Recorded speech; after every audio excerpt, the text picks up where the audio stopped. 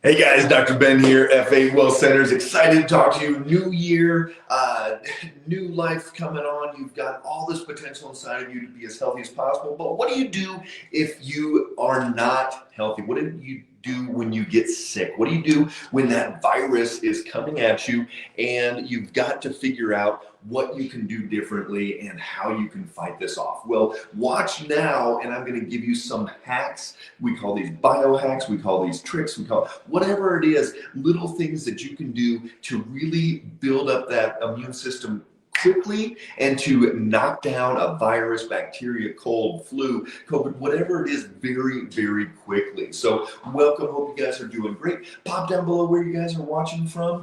There's Lorraine down in Arkansas. Love to see you guys all over the country, all over the world. If you've done anything, if you've got any tricks, put those down below too. We love this. A huge community of people. We've got over 75,000 followers on all of our different pages and tons of information. A lot of you guys have tried different things, do different things, all types of different things. Hey, Julie, good to see you as well. So let's get into this. First of all, what is a hack? What is a biohack?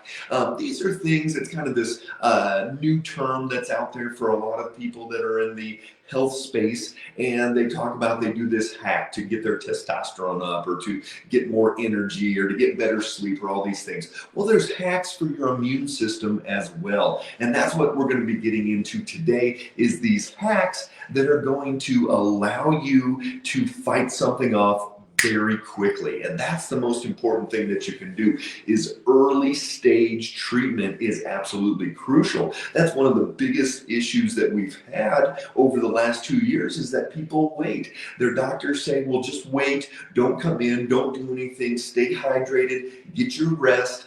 And if it gets bad enough, then come into the emergency room or hospital or whatever it is. But unfortunately, that doesn't work, but fortunately, there's a lot of things that you guys can do. So let's jump into it. And these are some things that we do personally, myself, my family, as well as with our patients. So get your notebook out. I'm going to go through these in depth as well in our Thursday email. If you are not in our email list, pop it down below or send us a direct message and we will get you in our email list. Double check your junk mail. Some people it is going into junk mail, but we're going to go through and we're going to outline each and every one of these. But for those of you right now that want something on hand, put this in, make notes. You've got to have things on hand. So one of the first things that you do is vitamin D. And again, these are general recommendations. I can't tell you how much to take, things like that. But these are general recommendations that I do, that we'll have our patients do.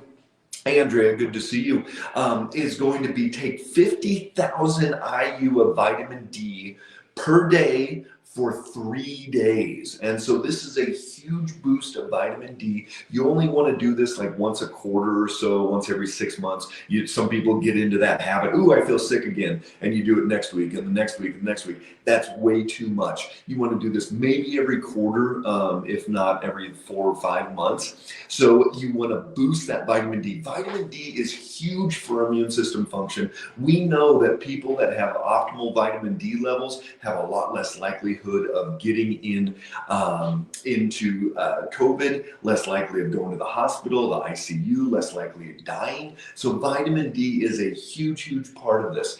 Some people say, oh, my vitamin D was 70, I still got sick. Well, that can still happen. And yet, the better your vitamin D level is, the research shows way better outcomes if you do get sick. So vitamin D boost, 50,000, yes, 50,000, and we have capsules that we give patients that are 50,000 each, and you do that daily for 3 days. Yes, Kristen, vitamin D3 is going to be a good one there. I know we had a couple questions come in. Yep, the Betadine Antiseptic gargle after every public event. Yep, nasal swab as well. Yep, Debbie, that is a great one. I'll go back through some of these at the end here.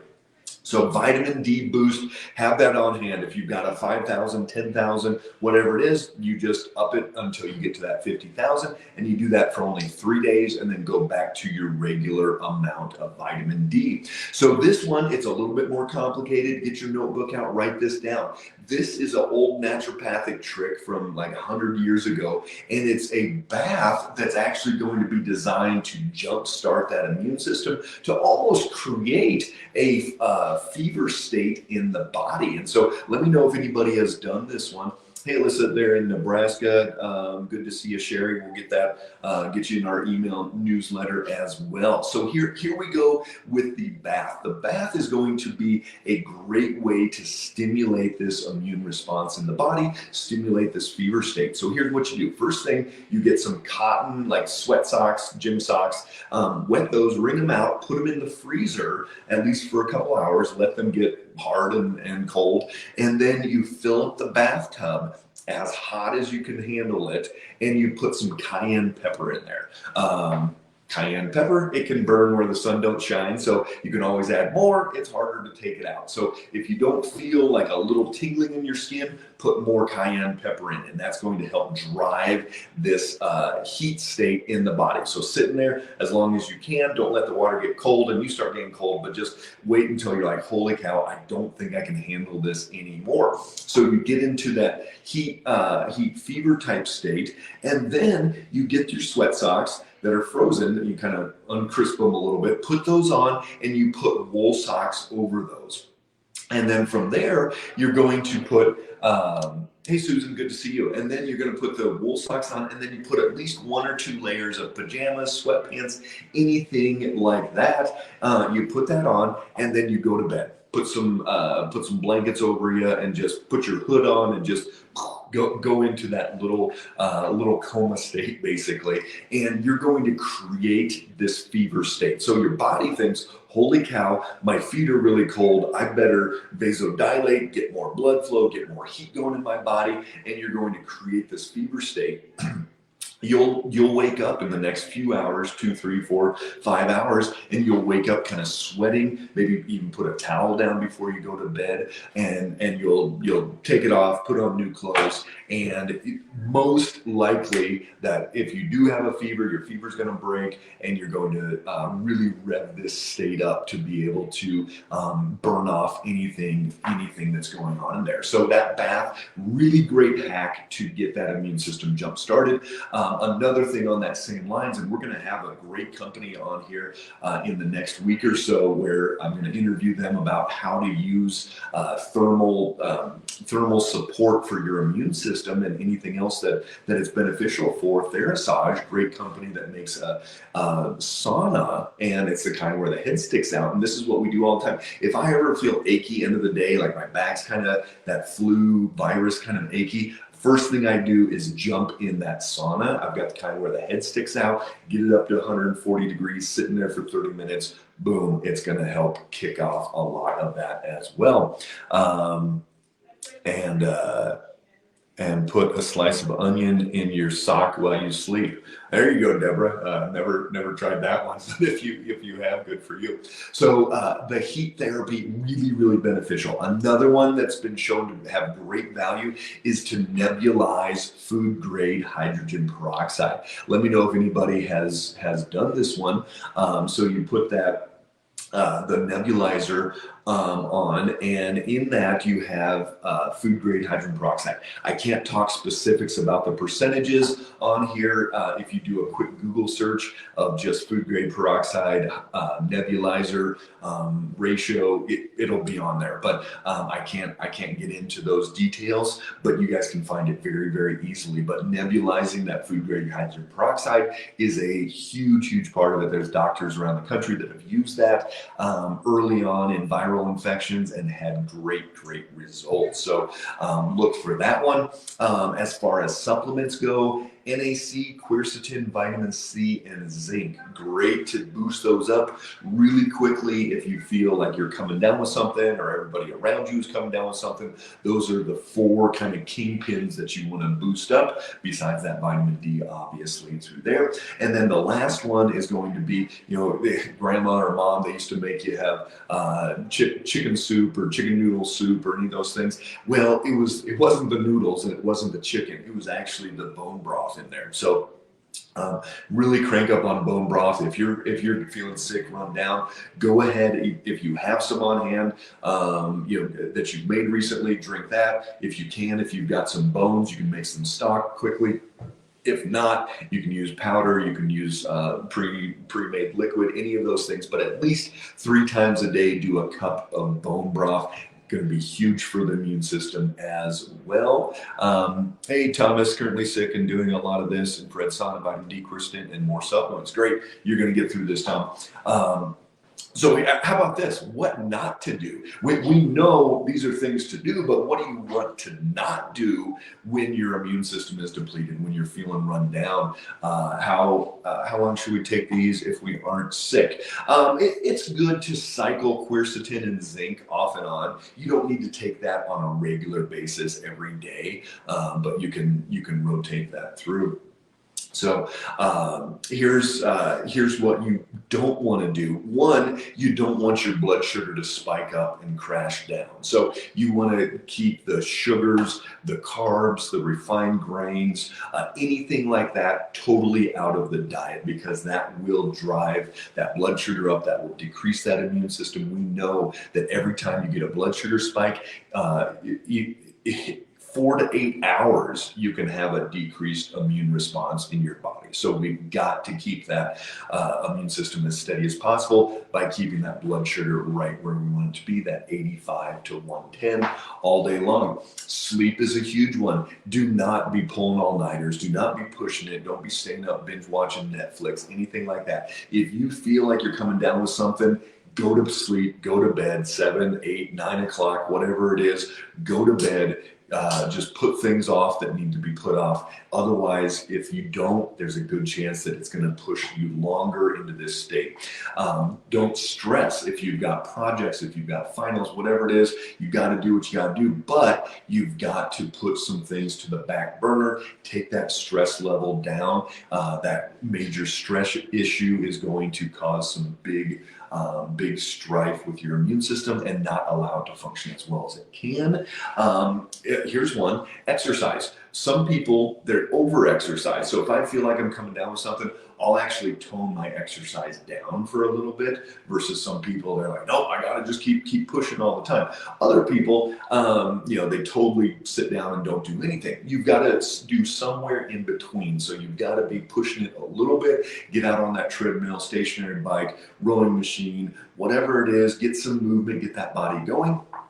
And yet don't overdo it. So don't just sit there doing nothing. Even if you don't feel great, get up and move. That's really important. And then another one that a lot of people may not be thinking of is no alcohol during that immune stress. So get alcohol totally out for those 3, 4, 5, 6 days, however long it takes you to kick what you're fighting off there, and get those out. So let me go back and look at some of these messages, see if there's anything that I missed. So Debbie talked about betadine, antiseptic, gargle after any public event being out. So yeah, you can gargle food grade hydrogen peroxide. You can do the iodine. There's a lot of things that you can do. Gargle, as well as some nasal sprays, and that's going to kill off a lot of those germs if you're coming out there. Kristen, vitamin D3, yes. And take it all the time. Julie, I'm assuming you're talking about the vitamin D. Yes, most people need vitamin D all the time, but that 50,000 vitamin D is a 3-day boost that we're talking about. And again, anybody jumping on, I'm going to be sending out an email on Thursday describing in detail all of these different steps. So if you aren't on our email list, go ahead and drop your email down below, or you can direct message us that, and make sure that you check junk mail on there. And Deborah says just drink warm water with lemon in it and apple cider vinegar. So I would not say just. I think that's great. Lemon and apple cider vinegar. That's a great thing to do. But just is that kind of leaving that up to chance. So there's the bath. Brittany put that in there. And I have it in gargle also. Yeah, so that food grade hydrogen peroxide, Kristen, that is great. You can nebulize the silver too. Yep, just be careful with the silver that you're not overdoing on that. Quercetin helps push zinc into the cells. Absolutely. So it's a zinc ionophore. So basically it's going to be driving that zinc into the cells is what quercetin is doing. And that's similar to hydroxychloroquine. And it's a great tool. Remember, zinc has to get into cells to fight off the viruses, and viruses need to be in your cells to be able to replicate. So we've got to get that zinc into there. Yep, the arabinogalactans is great there. Love using peroxide both nebulizer and in water, infrared saunas, normal supplements, and colloidal silver. Exercise, not lay around on the couch. Lorraine, awesome. You are on it. Add collagen to the bone broth. You sure can. Add some extra collagen, add some extra bone broth. Do it 3 times a day. And some people even kind of go into a fast where you don't really eat much. What is that? Starve a cold. I can't remember how that one goes, but if you guys remember, let me know on there. Saline, iodine, nasal rinses. Yep, no carbs. Yeah, so as soon as you start feeling sick, your blood sugar steady. Do not be spiking that at all. We just took Benadryl for COVID when it first hit, and lots of fluid and vitamin D. We had it 21 days. Also had 4 times, last being the worst. Right, glad you're doing better. Had COVID pneumonia, hospital for 9 days, and now home on oxygen. Anything to help my oxygen level, Kristen. Yeah, absolutely. That exercise has to get going, but ultimately, you probably had some little microscopic clots. Even if they did a CAT scan and could not see clots, you probably had some microscopic ones. So I would look at continuing. Even talk to your doctor about heparin or some things to actually break down those clots and see if that could be helpful. Zinc, prevention of virus illness, maybe 50 milligrams. But if you were coming down with something, 100 to 125. Maria, great to see you. K2 with vitamin D3. Yeah, it's not absolutely necessary. We do it. It's cheap. It doesn't really change the cost of vitamin D at all. So we just throw that in there. But overall, yeah, you might as well do the K2 in there. Hydrate properly. Correct. So get water, put the Celtic sea salt in there. You want to get enough electrolytes. Ozone and NaC for oxygen is great. Yep. So if somebody has access to ozone, that's a great one. If you've got access to IVs, some people in bigger cities, you can get a glutathione IV. You can get vitamin C IV, Myers cocktail. Has anybody tried any of those IVs? That's a great thing. There's even some mobile ones that will come around. Xlear, nasal spray, something like that, like the xylitol sprays. Those are good as well. Can you gargle clove oil? Yeah, so clove oil, I know in Thieves from Young Living has some clove oil in there. So yeah, we will take that internally sometimes. We'll gargle with that. That should be fine. Great, got you guys' emails there. And lemon and honey water. And good. Thanks for all these emails. We'll get you on that list. Fire cider, take as soon as coming down with something.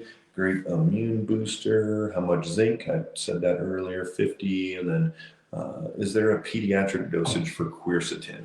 I would go with half of what the adult dosage is. There you go. Thanks, Tom. Starve a cold, feed a fever. I eat grapefruit, drink grapefruit juice, or use tonic water with quinine, and it works well for me. All right. Oil of oregano is a game changer. After I got RSV 3 years ago, no relief from the antibiotic. Yep. Oil of oregano is one of our favorites. Which zinc works best? It doesn't really matter. All the different kinds, those are just carriers as long as you get zinc into the cells. How can we be added to the email list? Send us a direct message or just pop that down below. Oh, good. Yeah, the Myers cocktail had helped. The IV mobile nurse came out. Awesome. Can you speak to quinine? We'll get onto that at another time.